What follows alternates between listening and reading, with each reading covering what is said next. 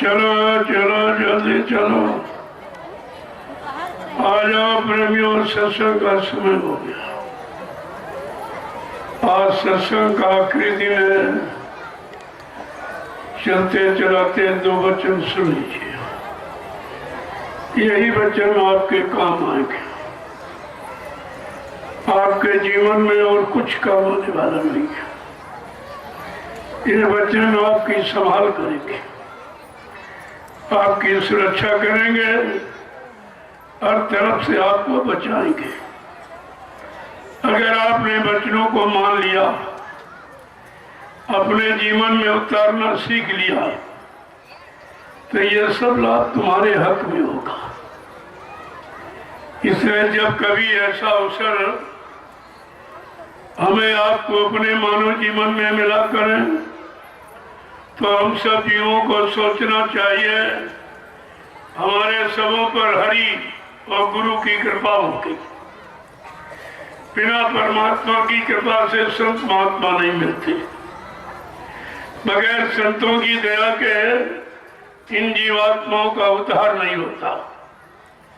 ये दोनों चीजें सत्य है और सौभाग्य से समय से आपको दोनों चीजें मिली, लेकिन आपने उनकी कदर नहीं की, उनको जाना माना पहचाना नहीं। कितना बड़ा धोखा, आपके जीवन का ये सबसे बड़ा धोखा, क्योंकि ये जीवन का सबसे महत्वपूर्ण कार्य था जिसके लिए परमात्मा ने हमें आपको ये मनुष्य मंदिर दिया। उसी मनुष्य मंदिर को सार्थक बनाने के लिए और इस मनुष्य मंदिर को चेतन स्वरूप देने वाली चेतन जीवात्मा का उद्धार कराने के लिए ये दोनों काम होने का अवसर मिला, लेकिन हम आप एक भी काम नहीं करा पाए। न मानव जीवन को सार्थक बना पाए, न जीवात्मा का उद्धार करा पाए। तो ये दोनों तरफ का नुकसान आपने किया और ये जीवन बार बार आपको मिलेगा। तो तुम सोचते हो कि अब की बार मिल गया फिर मिल जाएगा, ऐसा नहीं है।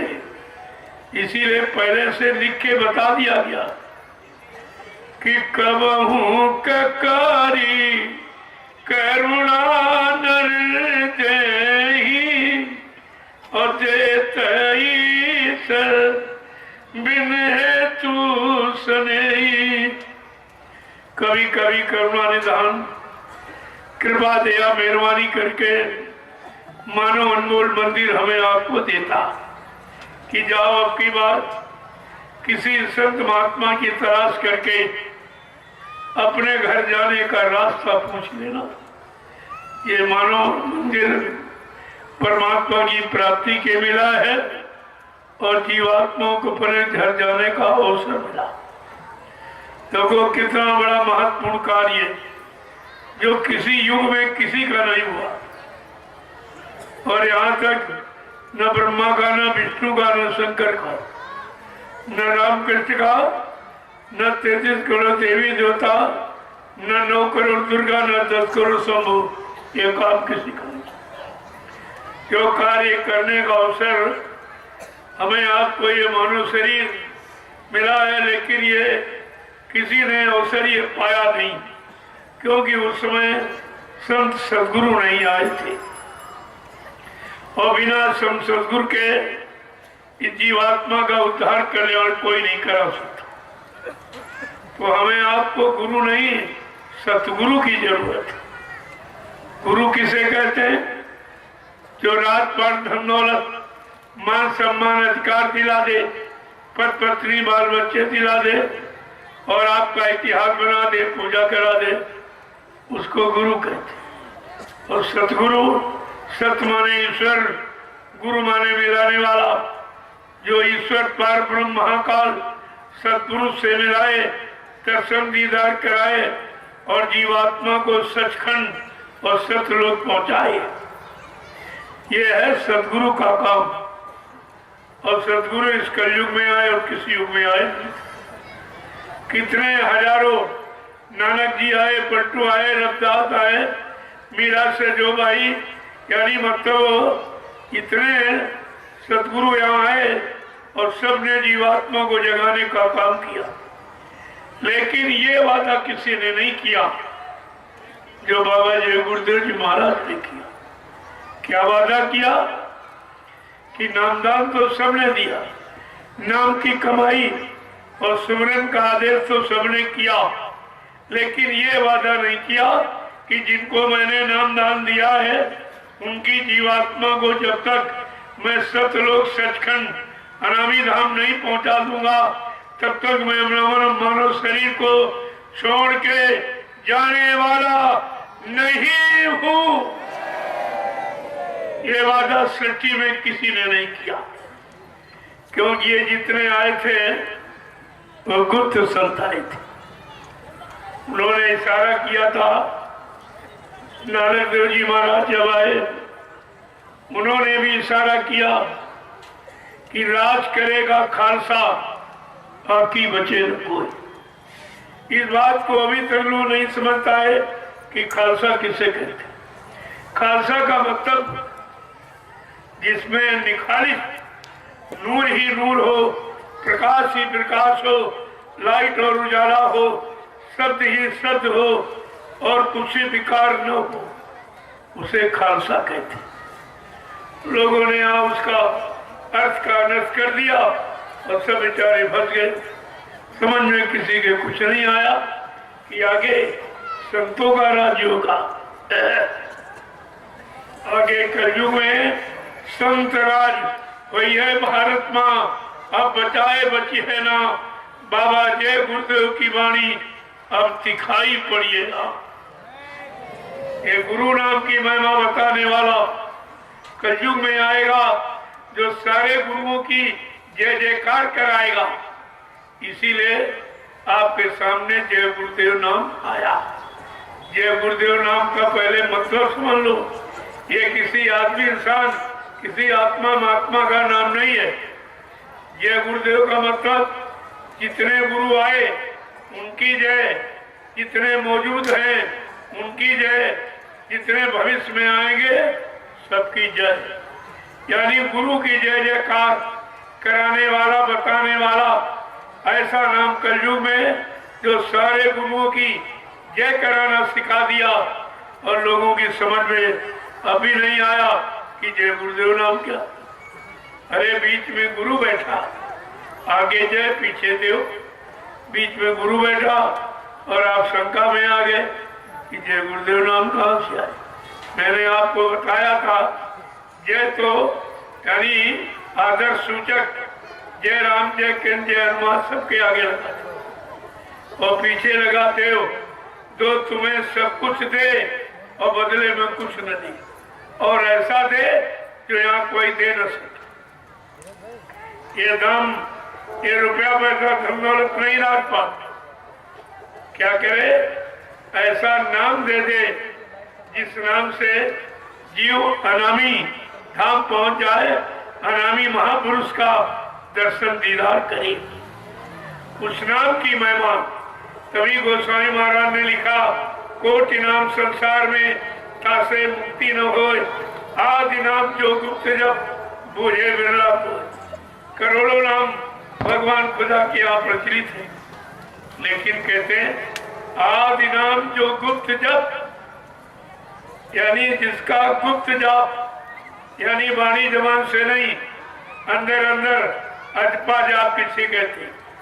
कहा जब अंदर अंदर जीवात्मा रूप सूरत जिस नाम को जपेगी, उच्चारण करेगी, वो नाम असली नाम है। वही नाम जीवात्मा को अनामी धाम पहुंचा सकता, अनामी महाप्रभु से मिला सकता। तो आपने बात को आपने समझा नहीं। गोस्वामी महाराज ने खोल के कहा, मैं उस राम नाम की महिमा नहीं बता रहा हूं। कहा कहते, एक राम दशरथ का बेटा, एक राम घट घट में लेटा, एक राम का सकल पसारा, एक राम इन सब से न्यारा। जिसने राम को भेजा, कृष्ण को भेजा, नानक भेजा, पलटू रविदास, इन सबको भेजा, वो नाम, वो राम कौन सा है। उसी राम नाम की महिमा सदगुरु ने हमारे आपकी जीवात्मा के कल्याण के लिए बताई। ये जितने नाम आए पहले, ये सब शरीर को सुख सुविधा देने वाले थे, लेकिन जब कलयुग में संत सदगुरु आए, उन्होंने जो नाम जगाया, जो नाम सिद्ध किया, वो जीवात्मा के कल्याण था, जीवात्मा को अपने घर पहुंचाने वाला। इसी को शब्द ज्ञान कहते, शब्द रूप कहते, शब्द कहते। लेकिन शब्द की पहचान किसको है? कहा शब्द पारखी गुरु जो होवे तो झंडे में भेद रखा है। अगर शब्द की पारिक करने वाला, शब्द की कमाई करने वाला, ऐसा अगर तुम्हें सदगुरु मिल जाए तो उससे तुम्हारी जीवात्मा का कल्याण हो सकता। लेकिन सब बेचारे फंस गए, सब के सब फंस गए। कोई कागज में फंस गया, कोई पत्थर में फंस गया, कोई पानी में फंस गया। और ये तीनों जड़ है, कागज भी जड़ है, पत्थर भी जड़ है, पानी भी जड़ है, और जीवात्मा चेतन है। जब जीवात्मा चेतन और मालिक चेतन, उसका देश चेतन, जब चेतन देश से कोई चेतन सदगुरु आएगा और चेतन नाम जगाएगा, और उस चेतन नाम से जब प्रचार कराएगा तो उससे जीवात्माओं को जगाएगा, और जगा करके अपने नाम रूपी बेड़े पर बिठाकर इन जीवात्माओं को इनके घर पहुंचाएगा। वो समय का सदगुरु कहलाएगा, सदगुरु से कहते। लेकिन आपने न गुरु की महिमा जानी, न संत की महिमा, न सदगुरु की महिमा। तो अनामी महाप्रभु की महिमा तो बहुत ही अलग है। वो तो कभी यहाँ आया नहीं। वो तो जब इस कलयुग में इंसान गुरुओं को भूल गया, संतों को भूल गया, सदगुरुओं को भूल गया, तब अनामी महाप्रभु को स्वतः मानव चोला धारण करके हम सब जीवात्माओं के उद्धार कल्याण के लिए मृत्युलोक मंडल पर आना पड़ा। ये इस काम के लिए आए, और ये काम कभी किसी ने किया नहीं। जीवात्माओं को जगाया और जगा करके खड़ा कर दिया और कहा कि समय का नाम जहाज लेकर वो आएगा, आवाज लगाएगा, तुम सब लोग उस नाम रूपी जहाज पर सवार हो जाना। वो तुम सबको तुम्हारे घर पहुंचा देगा, तुम्हारे घर पहुंचा देगा। वो समय से आएगा। इसीलिए नानक जी महाराज ने कहा, नानक नाम जहाज है बिसरे घड़ी न एक। नानक जी क्या कह रहे हैं? नाम जहाज लेकर जो मृत लोक मंडल में भवसागर से हम सब जीवात्माओं को निकालने के लिए आएगा और जीवात्माओं को घर पहुंचाएगा, वो समय का नानक ही कहेगा। और तुम समझे नानक कोई आदमी होगा, कोई आदमी का नाम है। अरे तुमने ये समझा नहीं है कि ये जब आए इन्होंने भी कोई न कोई नाम जगाया, कि बिना जगाए नाम से जीवात्मा नहीं जगती। तो इसीलिए जब नानक जी आए तो वाहे गुरु नाम जगाया। राधा स्वामी जब शिवदयाल सिंह महाराज आए राधा स्वामी नाम जगाया, और कबीरदास आए तो साहब नाम जगाया, और बाबा जी आए तो जय गुरुदेव नाम जगाया। ये सब सिलसिला है नाम का। कौन नाम कब आएगा, किससे हमारा काम होगा, तो समय के जीवों का काम समय के जगाए नाम से होगा। जो नाम पहले आए उससे आपका काम नहीं, अब आए गुरु से आपका काम नहीं। श्रद्धा जगेगी, सेवा भाव बनेगा, ये सब कुछ होगा, लेकिन वो नाम काम करके चला गया, अब उसके नाम से तुम्हारा काम नहीं। तुम तो समय का सदगुरु, समय का मास्टर, समय का आचार्य, समय का डॉक्टर चाहिए, जो तुम्हारी मर्ज को और तुम्हारे तकलीफों को, परेशानियों को जानता हो। वो तुम्हारी तकलीफ मुसीबतों को हटा सकेगा और तुम्हें सुख शांति प्रदान कर सकेगा। लेकिन बात तुम्हारी समझ में आए, सब टेका टेकी बनी। कोई सीताराम चिल्ला रहा, कोई राधे राम चिल्ला रहा, कोई हरिओम चिल्ला रहा, कोई साहब साहब कह रहा, कोई वाहेगुरु चिल्ला रहा। अरे ये नाम सत्य थे, अपने समय के सत्य थे।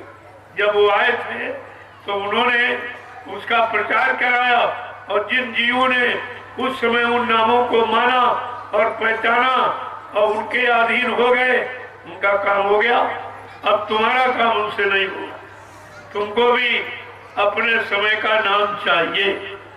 गोस्वामी जी महाराज ने सारी शंका भूल भ्रम दूर करने के लिए रामचरितमानस लिखा। ये संत गोस्वामी जी महाराज की रचना, ये किसी विद्वान की, कोई कथावाचक, कोई संसारी लोभी लालची की रचना नहीं है। ये संत की रचना। उन्होंने ये सब लिखा, क्या कहा? बड़े बड़े साफ शब्दों में, राम एक तापस तीर्थारी, नाम कोटि खल कुमत सुधारी। वो अयोध्यावासी राम राजा दशरथ का लड़का, उसने केवल एक अहिल्या का धर्म धारण किया और नाम ने करोड़ों मती का सुधार कर दिया। वो नाम कौन सा जो करोड़ों जीवों को सही सच्चे रास्ते पर लाके खड़ा कर दिया? उस नाम की महिमा क्या कह रहे हैं? ब्रह्म राम से नाम बढ़। कितना साफ साफ कह रहे हैं, ब्रह्म राम से नाम बढ़। का ब्रह्म से और राम से भी वो नाम बड़ा, जो सब सदगुरु जगाते हैं और जगा करके जीवात्माओं के लिए मतलब यानी सिद्ध करते हैं और नाम का बेड़ा लगाते हैं जीवात्माओं को घर पहुंचाने के लिए। वो तो नाम अलग है, उसी नाम की महिमा है। नाम नाम सभी कहे, नाम न चीन है कोई। सब नाम की महिमा चिल्ला रही। कोई हरिओम कह रहा, कोई सीताराम कह रहा, कोई राधे श्याम कह रहा, कोई भाई गुरु कह रहा, कोई साहब की चिल्ला रहा, तरह तरह की, कोई राधा स्वामी चिल्ला। लेकिन ये नाम सत्य है, झूठ नहीं है। लेकिन यहाँ पर अपने समय के सत्य, उस समय जब भी आए नाम को जगाया गया, और जब तक वो जगाने वाला सदगुरु यहाँ रहा तब तक जीवों का काम होता। जब वो चले गए तो नाम का प्रभाव उनके साथ चला गया। जैसे जब तक सूरज रहता है, प्रकाश रहता, जब शाम को सूरज डूब जाता है उसके साथ साथ प्रकाश भी खत्म हो जाता, प्रकाश भी खत्म हो जाता। संत सूर्य और संता इनकी एक गति होती। ये समय से निकलते हैं, जो लोग पहचान लेते हैं, अपना काम बना लेते हैं, जो निंदा आलोचना बुराई करते रहते हैं, वो बेचारे बाद में पछता करके और बाद में वो हल्ला मचाते, तब कुछ होने वाला नहीं। जब महापुरुष चला गया तब आप में पहचान आई तो उससे होने वाला क्या? फिर आपको नाम लेने का फायदा नहीं है। वो तो समय से अगर नाम आपने पुकारा, नाम के अनुसार अपना काम बना लिया तो आपका काम हो गया। ये सब सारे शास्त्र यही बता, और आपने उस पर कोई ध्यान नहीं दिया। राम न सकही नाम गुण गाई, कहा वो राम उस नाम की महिमा को बखान नहीं कर सकता, क्योंकि वो नाम अनामी धाम का। जो अनामी धाम से नाम आएगा, अनामी महाप्रभु लेके आएगा, उस अनामी यानी मतलब उस नाम को जब जीवात्मा जगह जपेगी, ये जीवात्मा सूरत रूप जब जपेगी तब अपने घर को जाएगी, तब इसका उद्धार हो जाएगा, कल्याण हो जाएगा। ऐसे कितने लोग चिल्ला रहे, चिल्ला के मरते चले जा रहे, किसी की जीवात्मा का उद्धार नहीं हुआ, किसी को दर्शन दीदार नहीं हुआ, किसी को मिला भी नहीं कुछ। अगर मिल जाता तब तो चलो ठीक, आपने बुलाया, कोई बोला और आ गया।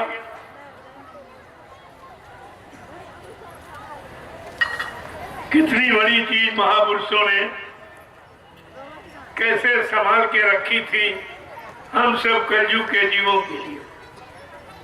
लेकिन हम कलयुग के जीव इतने अज्ञानी हैं कि उनकी बात को समझ नहीं पाते, उनके इशारे को नहीं समझ पाते।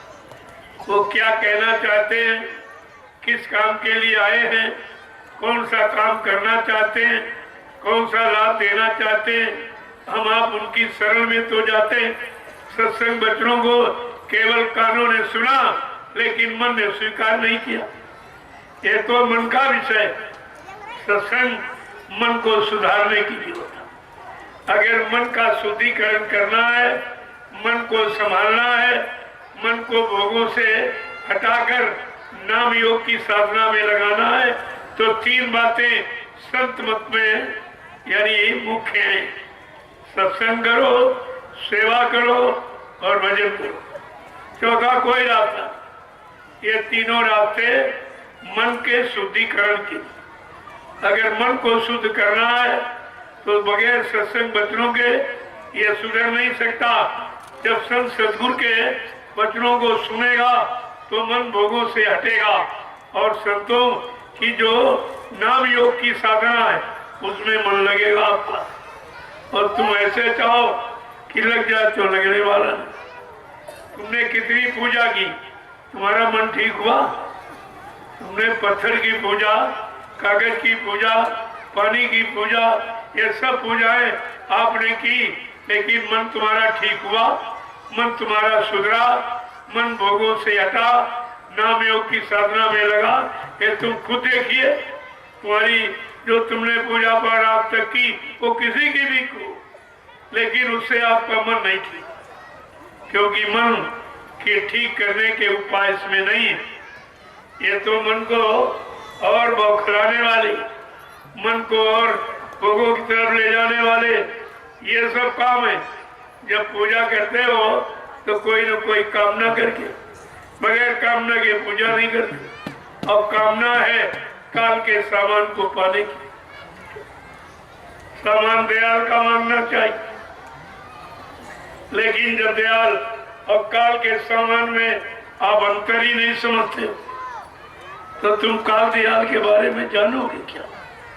कि दयाल क्या है, काल क्या? काल जो तुम्हें तुम्हारे किए गए कर्मों की सजा दे, माफ न करे, उसको काल कहते। और दयाल जो तुम्हारे मनसा वाचा कर्मा कोई भी कर्म आपने किया उसकी माफी करा दे और तुम्हारी जीवात्मा को सही सच्चे रास्ते पर लाके खड़ा कर दे, उसको दयाल कहते। अब तुम्हें यह सोचना चाहिए कि तुम्हें दयाल की शरण में जाना है कि काल की शरण में रहना। काल की शरण में रहते रहते कितने युग निकल गए। अब जब दयाल कलयुग में आया तो दयाल की बात आप समझी नहीं पाए। दयाल के दरबार में आए, सामान काल का मांगते हो, शादी करा दीजिए, बच्चा दे दीजिए, नौकरी लगवा दीजिए, व्यापार चला दीजिए, ये सामान मिल जाए, वो सामान मिल जाए। अरे ये नहीं कभी आपने समझा जो सामान आप मांग रहे हो वो काल का। काल के देश में जो कुछ दो नैनों से देखे, काल भोग सब करता और सब मर जाए, शब्द नहीं मरता। ये शब्द नहीं कभी मरता। और ये शब्द ज्ञान संतों का ज्ञान है। संतों का ज्ञान शब्द ज्ञान, यानी दयाल का ज्ञान शब्द ज्ञान और काल का ज्ञान अक्षर ज्ञान। और अक्षर आप रात दिन पढ़ते हो और शब्द की तरह मुखातिब होते नहीं हो। संत महापुरुषों ने क्या कहा? पढ़ना लिखना चातुरी ये तो काम सहल की, पढ़ाई लिखाई और ये लिखना पढ़ना ये तो सभी जानती। लिखना पढ़ना चातुरी ये तो काम सहल, लेकिन काम दहन मन बस करम यही काम मुश्किल। मुश्किल क्या है कि मतलब मन को काम करो, लोभ मोह अहंकार ईर्ष्या राग द्वेष से मोड़ना और सही शील क्षमा संतोष विनय विवेक इनमें लगाना। देखो काट है, ये काम करो लोभ मोह अहंकार का काट है, शील क्षमा संतोष विनय और विवेक। अगर आप दोनों चीजें जान जाए तो जब काम भाव जगे फौरन आप मतलब यानी शील धारण कर लो, क्रोध आए क्षमा धारण कर लो। ये सब आपके लिए संत महापुरुषों ने काट बनाया, लेकिन तुम काट का कभी प्रयोग नहीं करते, क्योंकि एक तो तुम्हें प्रयोग करना मालूम नहीं और तुम्हारा मन मानेगा नहीं, क्योंकि मन अभी काल के अधीन है। जिस दिन तुम दयाल के अधीन कर दोगे, दयाल की शरण को स्वीकार कर लोगे, उसी दिन ये मन काल की गुलामी छोड़ देगा। फिर ये दयाल की तरफ शब्द को पकड़ने की कोशिश करेगा। और यही हमारा विषय है। हमारे जीवन का असली रास्ता है यानी शब्द को पकड़ना,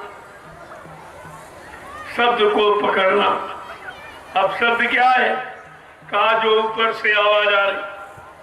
हिंदू महात्माओं ने कहा देववाणी है यानी एकात्मवाणी, ये ब्रह्मवाणी, अनैतवाणी, ईश्वरवाणी है, वेदवाणी है। और मुसलमान फकीरों ने कलमा और आयत कहा है, लेकिन संत सदगुरु ने इसको शब्द कहा है कि ऊपर से शब्द आ रहा यानी आवाज आ रही। इसी शब्द आवाज को पकड़कर सारी सुरते रूहें जीवात्माएं सत्यलोक से ये मृत्युलोक में उतारी गई और काल माया ने अपने कर्मों के जाल में इनको फंसा लिया। अब ये बेचारी 3-3 युगों से फंसी पड़ी है। जो भी आया वो फंसता रहा। निकलने की बात तो किसी ने पूछी नहीं और कोई निकालने वाला यहाँ था भी नहीं। निकालने का अधिकार सृष्टि में केवल संत सदगुरु को, और ये काम कोई नहीं करता। और इसीलिए गुरबाणी कहती है बने तो सतगुरु से बनी, बिगड़े तो भरपूर। ऐ जीवात्मा सुरतो रूहो, जब कभी तुम्हारी बनेगी तो समय के सतगुरु से बनेगी, नहीं तो बिगड़ जाएगी।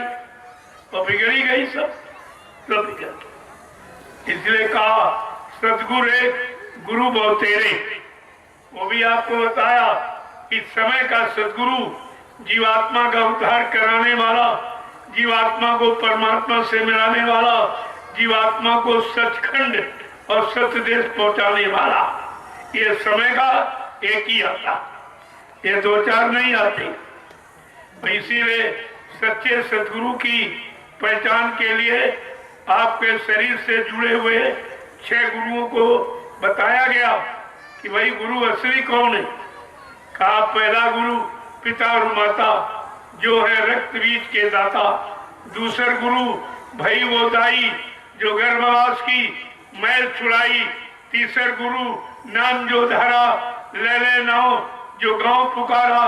चौथा गुरु जो शिक्षा दीना तब संसारी मारक चीना। पांचवा गुरु जो दीक्षा दीना राम नाम का सुमरन कीना। छठवां गुरु भरम सब तारा ओंकार से नाता जोड़ा। लेकिन 7वां सदगुरु और शब्द रखाया और जहां का जीव तहां पहुंचाया। ये है सदगुरु का काम। अब आपको सोचना है कि मैं गुरु चाहिए कि सदगुरु चाहिए। हमको संसार चाहिए कि संसार से निकलकर अपना घर चाहिए। जब तक ऐसा विचार आपके अंदर नहीं होगा तो आप कुछ नहीं पाओगे। यहाँ तो सबने तुम्हें भरवा दिया। मंदिर मस्जिद गिरजाघर गुरुद्वारे सब में गुरुद्वारा साफ कहता गुरु के द्वारा। गुरुद्वारा माने ईंट पत्थर का मकान नहीं, गुरु के द्वारा। जब कभी मालिक मिलेगा सच्चे गुरु के द्वारा मिलेगा, सदगुरु के द्वारा मिलेगा और कोई यहाँ मालिक से मिला नहीं सकता। और वो गुरुद्वारे की बात न समझकर वो भी बेचारे ईंट पत्थर में फंस गए। वही अल्लाह मचाने लगे, वही यानी आवाज लगाने लगे, वही शब्द का बखान करने लगे। वो भी बोल गए कि गुरु के द्वारा मिलेगा। ये पढ़ने पढ़ाने से, ये कागजों के पढ़ने से नहीं मिलेगा, वो सच्चे सदगुरु के द्वारा मिलेगा। और जब कभी सदगुरु तुमको दया से मिल जाए तो तुमने तो कभी खोज की नहीं। तभी महापुरुषों ने कहा गुरु कोई खोज करो भाई, बिन गुराह कोई नहीं पाई। ऐसे सच्चे समरस सदगुरु की खोज करो जिसने अपनी जीवात्मा को जगा लिया हो, परमात्मा से मिला लिया। ऐसे सदगुरु की खोज करो। जब वो मिल जाएंगे तो तुम्हारी जीवात्मा को जगाने की युक्ति दे देंगे। इसी युक्ति को नामदान कहते हैं। ये आपको मिल जाएगा नाम युक्ति। और तुम यहाँ दाम की युक्ति के चक्कर में हो, ये पैसा वो पैसा ऐसे आ जाए वैसे आ जाए, इससे आ जाए, चोरी करने से, झूठ बोलने से, बेईमानी करने से, मतलब मार काट हिंसा, तमाम तरह के उपाय सोचते रहते हो तो उसी में फंस गए हो। अब करने लगे तो फंसने लगे। अब फंसते फंसते इतना फंस गए हो कि अब तुम निकल ही नहीं सकते, क्योंकि निकालने वाला कोई आया नहीं और जो आया उसको आपने पहचान नहीं पाया। तो कितना बड़ा धोखा आपके साथ। और बार बार उसी धोखे से बचने की याद कराई जा रही। ये सत्संग क्या है? ये सत्संग समझौती आपके मन को समझाया जा रहा कि देख मन, 3 युगों से तुम मन के कहने पर चला और फंस गया है, निकल नहीं पा रहा। अब जरा गुरु का कहना मान ले। तो क्या कह रहे? सतगुरु कहे करो तुम सोई, मन के कहे चलो मत कोई। अब तुम मन का कहना मत मानो। ये मन तुमको निरंतर भोगों की तरफ ले जाएगा, जो काल का सबसे जबरदस्त जाल है। भोगों का उसी जाल में जाके फंसा देगा, फिर तुम्हारा निकलना बड़ा मुश्किल हो जाएगा। इसलिए 3 युगों से मन का कहना माना तो तू फंस गई है। अब जरा सतगुरु का कहना मान ले, जो तेरे कल्याण के लिए आए हैं, तुझे तेरे घर पहुंचाने आए। तो सतगुरु ने आकर पूरा भेद बताया। ऐसे नहीं, उन्होंने भेद बताया कि हम आए वही देश से जहां तुम्हारा धाम, तुम सबको घर पहुंचाना एक हमारा काम। क्या काम है सदगुरु का? कि जीवात्माओं को घर पहुंचा दिया। ये कहते तुम्हारा घर नहीं, ये तो काल माया का घर है, इस घर में तुमको फंसा गया, अब तुम्हें निकलना है। कैसे फांस लिया? तुम्हारे पास ये नाम आधार था, नाम डोर शब्द डोर को पकड़ा के सारी सुरतोरुओं जीवात्माओं को सत्पुरुष ने मृत्यु लोक मंडल पर उतारा, और काल माया ने मिलकर तुम्हारी वो शब्द डोर नाम डोर छीन ली और तुम्हें निहत्थे कर दिया। अब तुम्हारा आधार खत्म हो गया और जीवात्मा को फंसा दिया। अब इसीलिए फिर से सदगुरु वही नाम शब्द डोर पकड़ाने आए हैं, वही नाम दान देने आए हैं, जिस नामदान को पकड़कर सारी जीवात्माएं मृत्यु मंडल पर आई थी और काल माया ने मिलकर तुम्हारी नाम डोर छीन ली। अब पुनः समर्थ दाता सदगुरु वही नाम डोर आपको पकड़ाने कहा, पकड़ ले और चल अपनी घर की तरफ, मैं तुझे तेरे घर पहुंचा दूं। कहा मैं और कोई काम करने नहीं आया, मैं तुमको तुम्हारे घर पहुंचाने आया।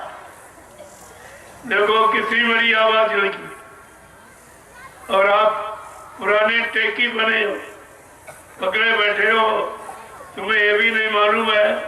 अरे भाई, समय का डॉक्टर, समय का मास्टर, समय का आचार्य गुरु ही मदद करेगा। बहुत अच्छे आए थे लेकिन वो चले गए, अब उनसे तुम्हारा काम नहीं होगा। ये बात अभी तक लोगों की समझ में नहीं आई और सब वही पुरानी रूढ़िवादी में बेचारे फंसे पड़े, उसी को पकड़े बैठे। जबकि आपसे कहा गया था मन तू छोड़, सुख दुख का धाम लगो तुम चढ़कर अब सतनाम।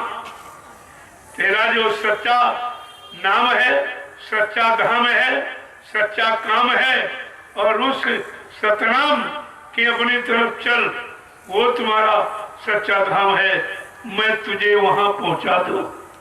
और ये शरीर का सुख दुख का ये धाम से छोड़, ये तो कभी सुख कभी दुख, न सुख आपको स्थायी न दुख स्थायी है।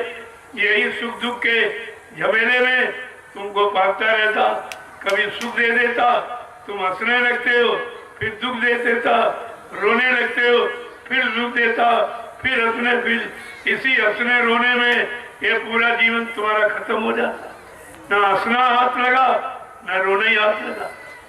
तो कहता इस सुख दुख के झमेले से चल, तुझे मैं सच्चे सद्धाम पहुंचा दूंगा, जो तेरा सच्चा धाम है, जहाँ सच्चा नाम और सच्चा काम तेरा हो जाए, मैं उसी धाम तुझे पहुंचा दूं। लेकिन अब जीव बेचारा इतना कमजोर है, उसी के ये शब्द उसकी समझ में आते ही नहीं, क्योंकि अक्षर पढ़ते पढ़ते इतना अक्षरों में फंस गया, काले अक्षर उनमें इतना फंस गया है, तो शब्द रचना और शब्द ज्ञान संतों का उसी की समझ में आता ही नहीं, केवल सुन लेता है तो खत्म हो जाता। अरे संतों का जो लिखा है, क्या उसको बार बार पढ़ने से संत मिल जाएंगे?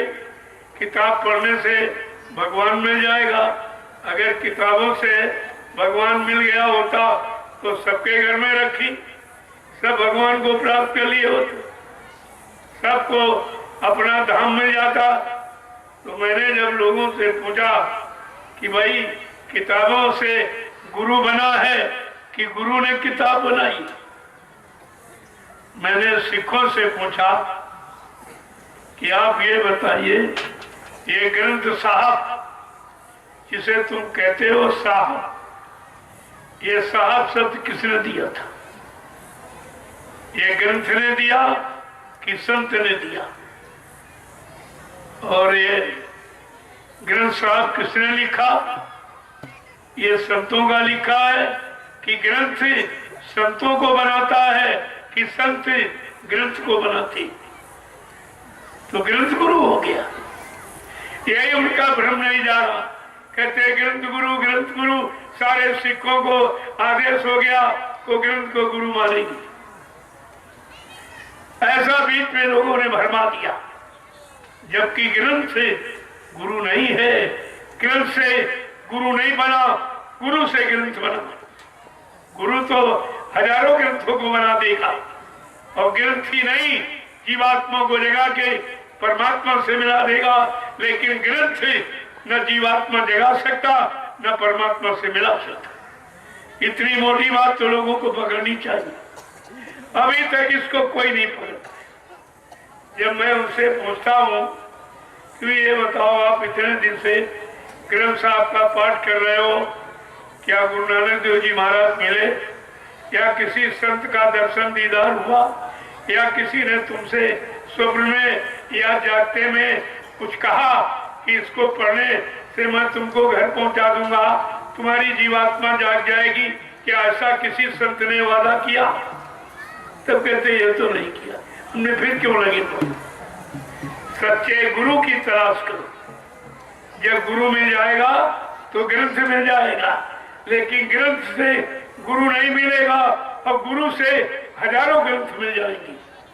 इस महिमा को आपको समझ के रखना चाहिए, लेकिन कोई नहीं समझता। सब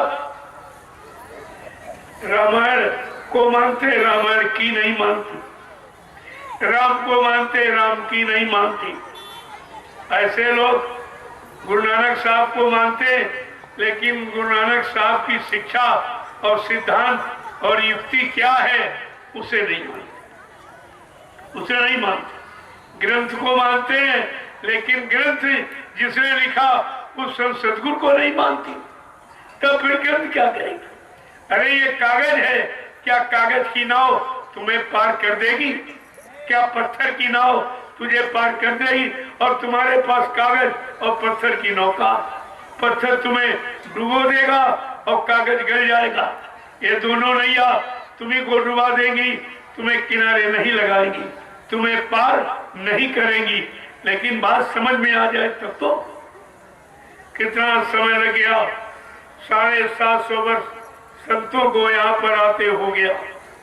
कितने संत आए और सबने समझाया और इशारा किया, लेकिन किसी ने उनकी बात नहीं मानी। उनको तो माना, लेकिन उनकी शिक्षा नहीं मानी।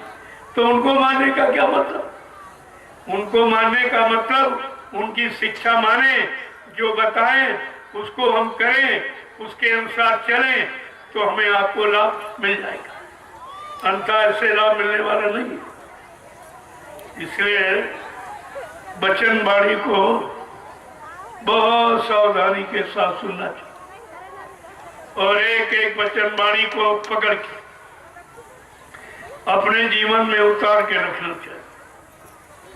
क्योंकि ये जीवन किस तरह जीने के लिए मिला है, जीवन में कुछ पाने के लिए जीवन मिला है। आपने पाया तो कुछ नहीं, और जो था वो गमाया, सब गमा दिया। समय गमा दिया, उम्र गमा दी, ज्ञान गमा दिया, इंद्रियों की शक्ति ताकत हमने गमा दी, सब खत्म हो गया, मिला आपको कुछ नहीं। आपने किस लिए गमाया? अरे खोना पाने के लिए खोना तो ठीक है, हमें कुछ मिले तब तो खोना ठीक है, लेकिन खोया और पाया कुछ नहीं, तो खोने का मतलब क्या? जीवन भी खो दिया और ये उम्र भी खो गई। जब बचपन खोया, जवानी खोया, इन खोने पर क्या मिला? बुढ़ापा। जब बचपन जवानी खोई तब बदले में मिला बुढ़ापा। बुढ़ापा का मतलब बूढ़ापा, यानी सारा आपा माने घमंड, सब डूब गया। आंखों ने देखना बंद कर दिया, कानों ने सुनना बंद किया, दांतों ने चबाना बंद कर दिया, पैरों ने चलना बंद कर दिया, हाथों ने उठाना बंद कर दिया, और मन बुद्धि से याददाश्त यानी पकड़ना रखना सब खत्म। ये सब आपका चला गया। तो मैं आपसे पूछूंगा, भाई मिला क्या? इतना खोने के बाद क्या मिला? क्या इस पर कभी आपने विचार किया है? अरे भाई, अगर बाजार जाते हो, जेब खाली होती तो झोला भर जाता सामान से, तो तसल्ली हो जाती कि जेब खाली लेकिन झोला तो भरा, लेकिन तुम्हारा तो सब खाली हो गया और तुम खाली के खाली बैठे हो और कुछ नहीं मिला। तो कम से कम अब भी सोचो, अरे अब लो नसारी अब न नसइयों, अगर यही संकल्प करना सीख जाओ तब भी आपकी अभी बन सकती। अब लो नसारी अब न गई बहुत रही थोड़ी, वो भी जाने वाली। सब चला गया, बचपन किशोरावस्था जवानी, अब बुढ़ापा आ गया। क्या होना? जो जवानी में सारे काम पूरे करने की कोशिश करते हो और ये भगवत प्राप्ति बुढ़ापे के लिए छोड़ रखी, ये कैसे आपसे हो जाए? जब वो जो जिंदगी भर करते रहे वो काम बुढ़ापे में नहीं होते, तो ये नया काम प्रभु प्राप्ति का ये बुढ़ापे में कैसे हो? ये आपसे कैसे हो जाए? इसीलिए महापुरुष तो आपको साहस बनाते हैं, घबराते आपको नहीं है। कहा चलो ठीक है, जो समय चला गया उसकी याद मत कर, जो बचा है उसी में सुधरने की कोशिश कर। सब सदगुरु दयालु है, कहते एक घड़ी आधी घड़ी आधी माँ पुण्याप, गोस्वामी संगत साध की हरे कोट अपराध। कहा वो तुम्हारा एक घड़ी में भी उद्धार कर सकते हैं, वो तो उद्धार करने वाले पर निर्भर है। कौन कितना शक्तिशाली है, कौन कितना बलवान है, कौन कितना समर्थ है, वो तो उस पर निर्भर है। तभी तो समर्थ दाता दयालु ने आपके सामने संकल्प लिया है कि मैं परिवर्तन करने आया हूँ, परिवर्तन करके ही जाऊंगा। कोई माई का लाल हमें इस परिवर्तन से न रोक सकता है, न मेरा काम कोई कर सकता है। जय गुरुदेव। क्या ये चैलेंज और किसी ने किया ऐसा? किताबों में आपने पढ़ा है किसी ने ऐसा चैलेंज किया? जबकि कलयुग में 750 वर्षों में हजारों संत आए, लेकिन इस तरह का चैलेंज किसी ने नहीं किया जैसा बाबा जय गुरुदेव जी महाराज। ये अनामी महाप्रभु जो मानव चोला धारण करके इस मृत लोक मंडल में हम सब जीवात्माओं को जगाने के लिए, परमात्मा से मिलाने के लिए, जीवात्माओं को सतलोक सचखंड पहुंचाने के लिए आए। ये उनका वादा, ये और किसी का वादा नहीं है। तो आपको इस पर विचार करना चाहिए। सब भूल गए। मैंने 5 दिवसीय आध्यात्मिक सत्संग समारोह में मैंने आपको केवल अभी इशारे किए, क्योंकि अभी सत्संग सुनने की किसी में शक्ति नहीं, अध्यात्म पकड़ने की ताकत आप में नहीं है। इसलिए मैं मिला जुला संदेश देता हूँ, ताकि आपकी समझ में कुछ आने लगेगा। धीरे धीरे शब्दों को पकड़ने लगोगे और चलने लगोगे तो एक न एक दिन अपनी मंजिल पर पहुंच जाएंगे। तो मैं भी मिला जुला संदेश, इसलिए इसको आम सत्संग कहते हैं। सत्संग 4 तरह का होता, आम, खास, निज और सीने मसीने। ये 4 प्रकार का सत्संग होता। ये आम सत्संग है। अगर खास सत्संग आपको सुनना है तो आप नैमिषारण्य आइए। मैं इन कार्यक्रमों के बाद तुरंत नैमिषारण्य पहुंचूंगा और सुबह 6:30 बजे वो अध्यात्म, प्योर अध्यात्म, वो शब्दवाणी, वो अखंड वाणी आपके सामने प्रसारित होती है और सब पूरे हिंदुस्तान में लोगों को वो वाणी सुनाई जाती। वो तो काम मैं वहां करता हूँ। ये आम सत्संग आम आवाज के लिए सारे हिंदुस्तान में प्रसारित करता हूँ, क्योंकि इसकी भी जरूरत है। जब तक लोग सुनेंगे नहीं, बेचारे समझेंगे क्या, जागेंगे क्या, चेतेंगे क्या, करेंगे क्या सुन। तो इसलिए तो जरूरी है। अभी तो ये सुनाया जा रहा, फिर सुनने लगेंगे तब इनको पकड़ा दिया जाएगा कि अब आप पकड़ लीजिए और चल पड़िए। अपनी मंजिल को तय कर लीजिए, वो भी आपके सामने होगा, आप चिंता मत करिए। जय गुरुदेव, जय गुरुदेव, जय गुरुदेव, जय गुरुदेव, जय गुरुदेव, जय गुरुदेव।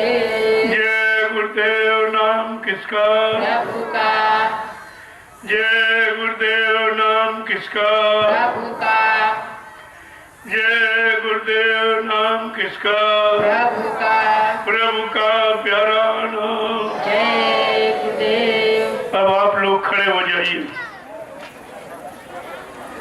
देखो आज आखिरी दिन है, मैं सुबह से मेहनत कर रहा हूं। अभी कन्याओं को मैंने बरकत दी हो प्रसाद, उसमें 3-4 घंटे निकल गया। फिर मैंने आपसे वादा किया था कि कल समापन दिवस है, मैं सदगुरु दयाल की दया लेकर इस कार्यक्रम को विराम दूंगा, पूर्ण विराम दूंगा। और अगला कार्यक्रम जो छूट गया है सब तो पूरा नहीं किया जा सकता इतने दिनों में, तो आप वो सुनने के लिए पीलीभीत आपके बगल में, वहाँ दीपावली का पावन कार्यक्रम। दिवाली क्यों मनाई जाती है, दिवाली किसे कहते हैं, दिवाली का मतलब क्या है, वो राज में वहाँ पर खोलूंगा। और दिवाली के पावन पर्व की महिमा आपको वहाँ बताऊंगा पीलीभीत थी। और वो परसों वहाँ शोभा यात्रा है, और इसके बाद 5 दिवसीय आध्यात्मिक सत्संग समारोह है। दीपावली का पावन पर्व वहाँ मनाया जाएगा, और सभी लोग अपनी अपनी खुशहाली दिवाली के रूप में मनाते चले आ रहे हैं। लेकिन इन बेचारों को ये नहीं मालूम है कि दिवाली का मतलब क्या है। वो दिवाली तो बहुत पुरानी त्रेता युग की एक परिवार की खुशी है, एक नगर अयोध्या की खुशी है, और एक परिवार राजा दशरथ की खुशी, क्योंकि उनका बेटा 14 वर्ष के बाद वनवास से सुरक्षित लौट के आया। ये खुशी हुई कि चलो सुरक्षित लौट आया, तमाम राक्षसों से लड़ भिड़ कर उनको परास्त करके सुरक्षित लौट आया। कहा ये गुरु की दया थी जो वापिस लौट आए, तो उसकी खुशहाली। लेकिन तुम्हारी दिवाली कब होगी, तुम्हारी खुशहाली कब होगी, तुम अपने घर वापिस कब जाओगे, तुम्हारी जीवात्मा अपने घर जाएगी कब। राम अयोध्या अपने घर वापस आ गए तो दिवाली मनाई गई, लेकिन तुम्हारी जीवात्मा अपने घर कब पहुंचेगी और तुम्हारी कब दिवाली। क्यों सदा दिवाली संत घर हरदम रहे त्योहार। संत दिवाली करते हैं सत्यलोक के लिए, उनकी दिवाली तो सतलोक में होती, सच्चे लोक में होती। तो आपको ये काल की दिवाली, उदयाल की दिवाली, दोनों दिवाली के बारे में जानकारी आपको करनी चाहिए। काल देश में काल की दिवाली कब से मनाई जा रही, और तुम दयाल देश की कभी खुशहाली दिवाली जानते ही नहीं हो। अगर सब सदगुरु के वचनों को सुनो और समझो तो तुम्हें समझ में आ जाएगी कि हम सब जीवात्माओं की दिवाली कब होगी, कब खुशहाली होगी, जीवात्माएं कब अपने घर वापस पहुंचेगी, अपने सच्चे मालिक प्रीतम का दर्शन दीदार करेंगी। तो बात तो समझने की, ये तो मैं राज वहीं पर खोलूंगा। जय गुरुदेव, जय गुरुदेव, जय गुरुदेव, जय गुरुदेव, जय गुरुदेव,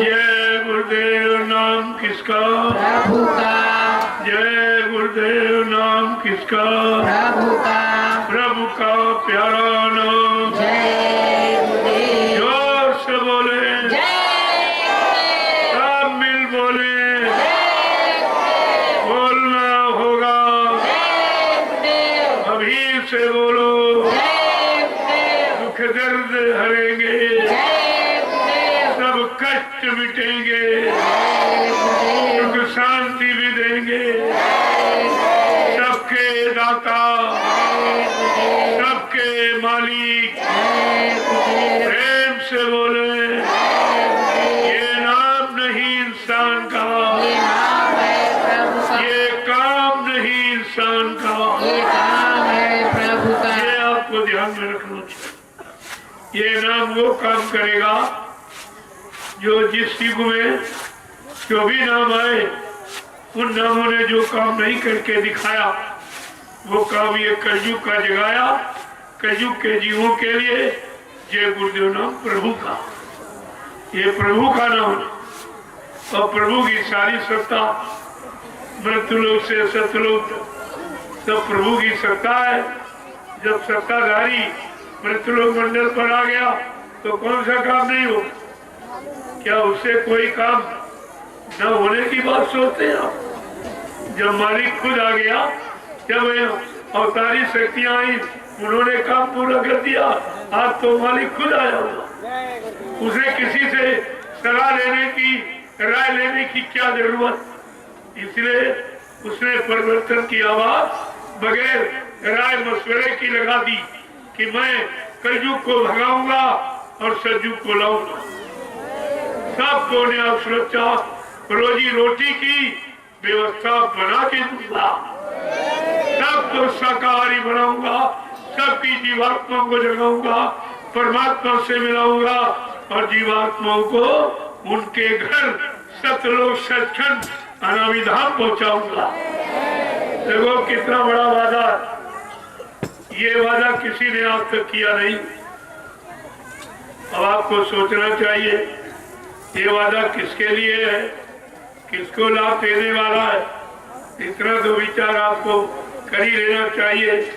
ये वादा हम सब जीवात्माओं के उद्धार कल्याण के लिए हो, तो हमें आपको तो अपने लाभ की बात तुरंत पकड़नी चाहिए और पकड़ करके अपना लेना चाहिए ताकि अपना काम हो जाए। जय गुरुदेव,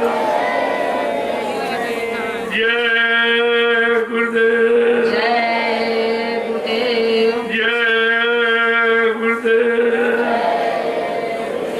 जय गुरुदेव। नाम किसका?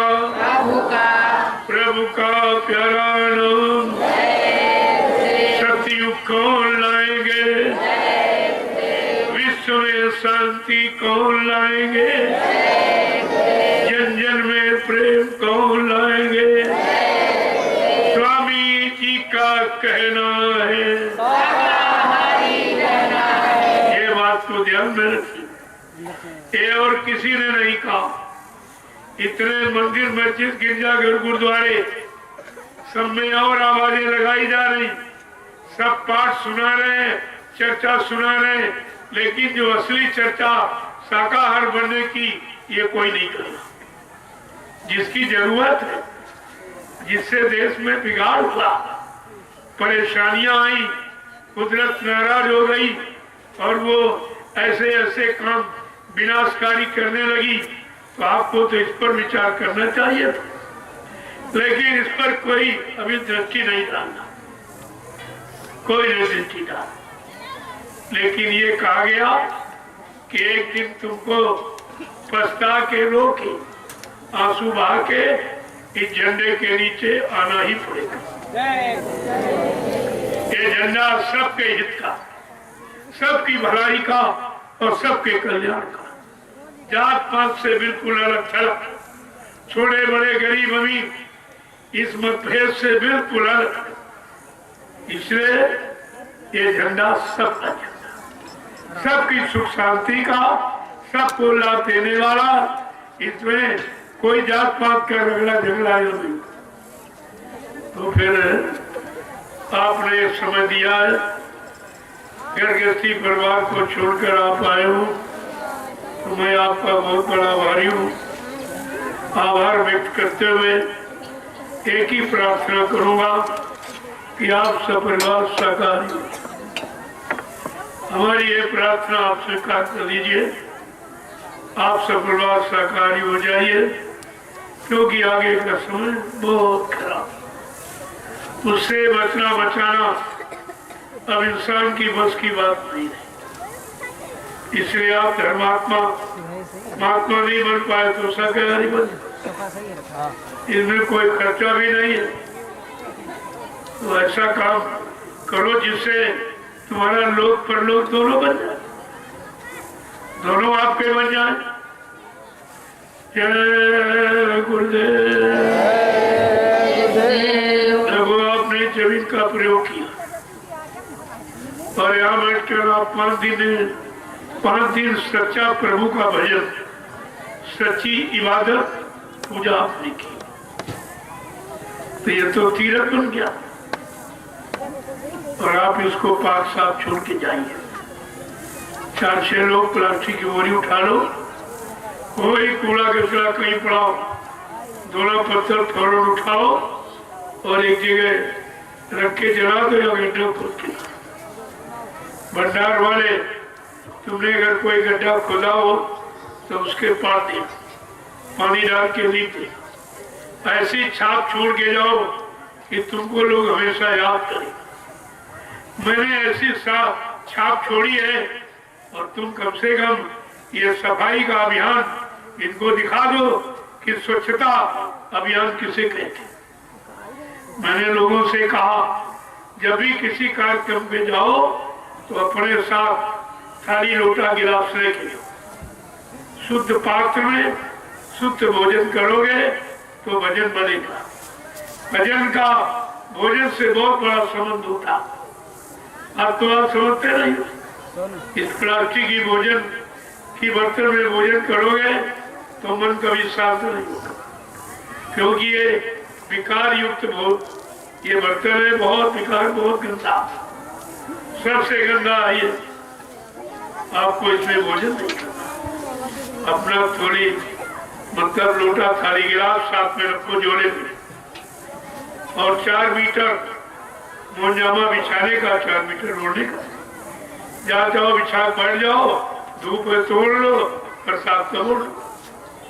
बिल्कुल स्वयं स्वावलंबी बनो, किसी पर अपना बोझा मत डालो। जो तुम्हारे बोझों को ढोएगा वो तुम्हारे परमार्थ से कटौती हो जाए। इतना भजन तुम करते नहीं हो कि कटौती होकर तुम्हारे पास कुछ बच जाए। और एक खुरपी रखो, प्लास्टिक की थैली में खुरपी। जब जहाँ कार्यक्रम में जाओ तो वहाँ के जिम्मेदारों से पूछो कि भाई दिशा मैदान किधर जाया गया। थोड़ा दूर चले जाओ, एक गड्ढा खोद, और जितने दिन रहो रोज अपना जाओ दिशा मैदान और पैर से मिट्टी खिसका दो। तो जिस दिन तुम यहाँ से चलोगे वो गड्ढा अपने आप पूरा, कोई प्रदूषण नहीं, कोई गंदगी नहीं, और सबसे बड़ा लाभ कि इस जमीन की उर्वरक शक्ति बढ़ जाएगी। ये स्वच्छता का सबसे बड़ा अभियान। एक दिन सारा हिंदुस्तान तुम्हारे इस स्वच्छता अभियान को याद करेगा। इसमें एक नया पैसा का खर्चा नहीं, और लाभ कितना बड़ा इसको आप समझ लीजिए। ये काम आपको करना है। सत्संगियों, तुम्हें आदर्श बनना है। संदेश सतगुरु का तुम्हें चरितार्थ करना है।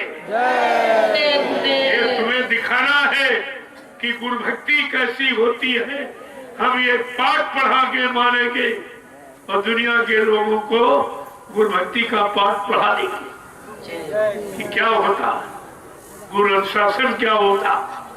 आपको ये सब करके दिखाना है, क्योंकि आप कलयुग के इतिहास के एक नवीनतम पात्र हैं।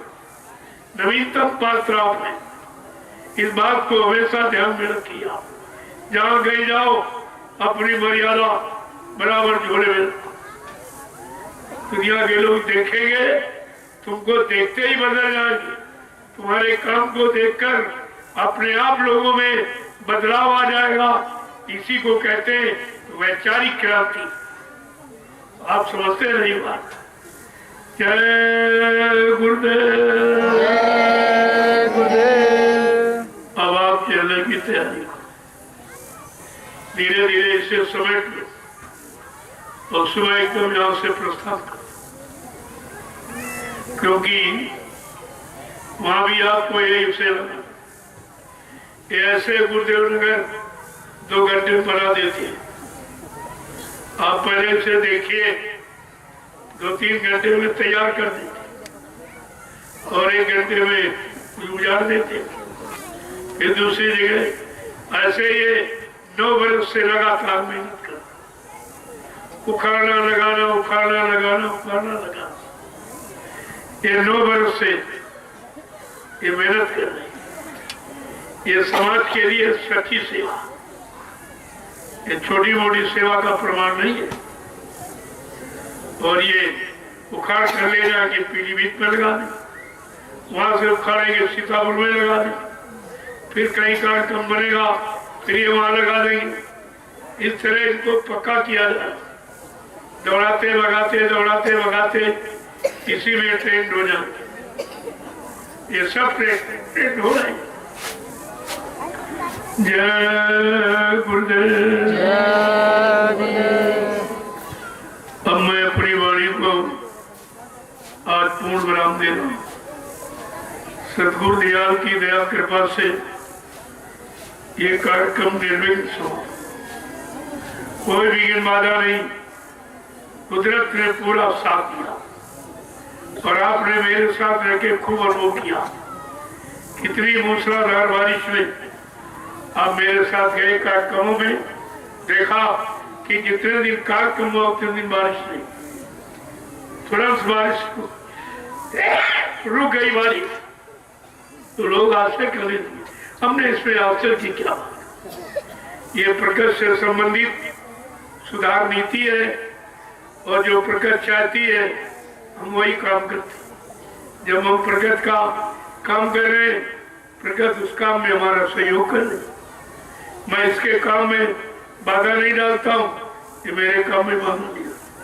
आप 9 बरस में खूब देखा, भीषण बरसात में और धूप में और गर्मी में सब ऋतुओं में आप साथ चले हो और देखा आपने कहीं पर किसी तरह की कोई परेशानी नहीं, सब एकदम निर्विघ्न समाप्त होता।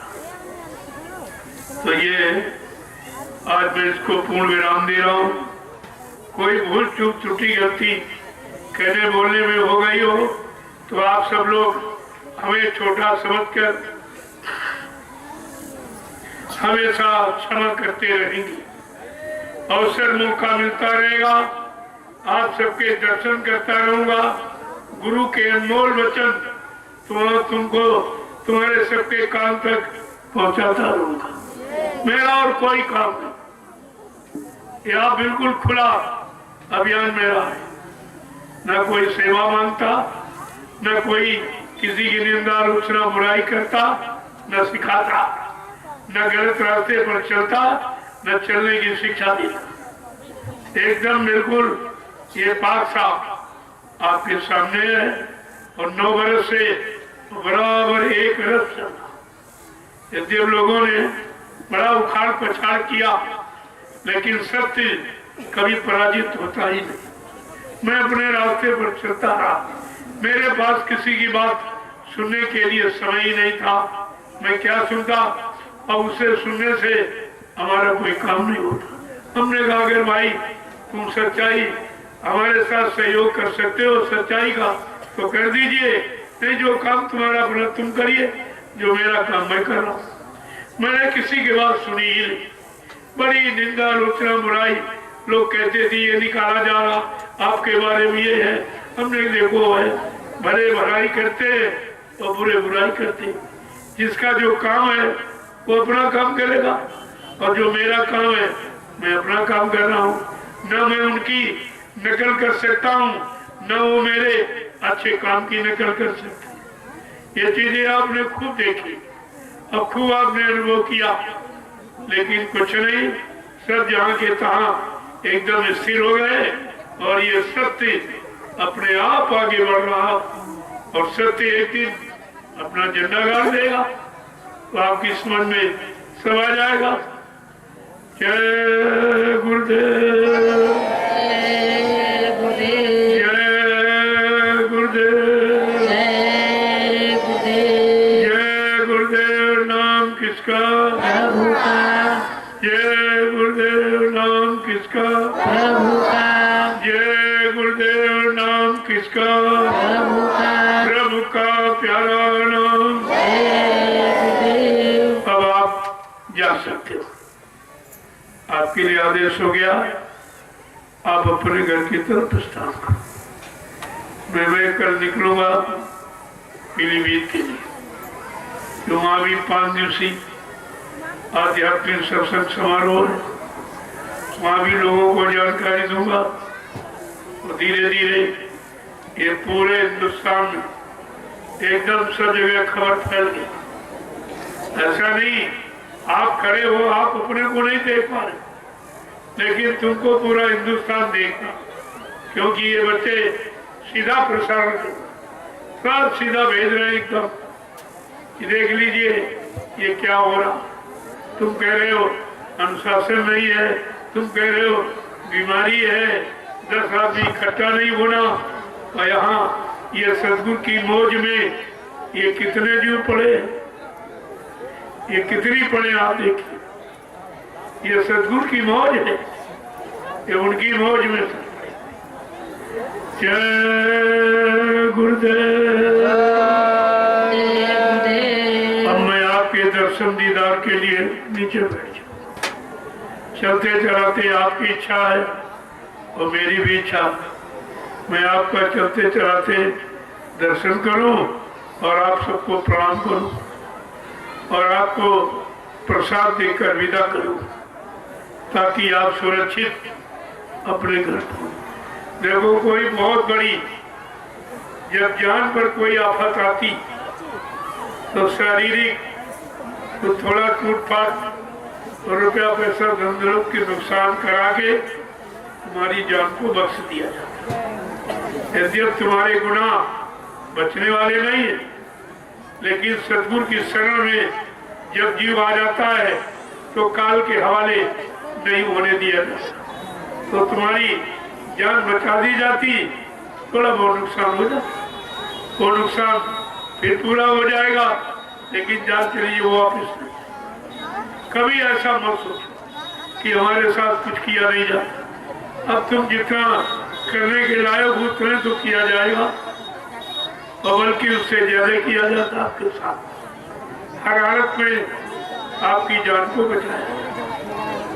कोई आफत, मुसीबत, परेशानी, दुख, तकलीफ, बीमारी, महामारी भले आपको दे दी जाए, लेकिन जान को सुरक्षित रखा जाएगा, उसको बचाया जाएगा।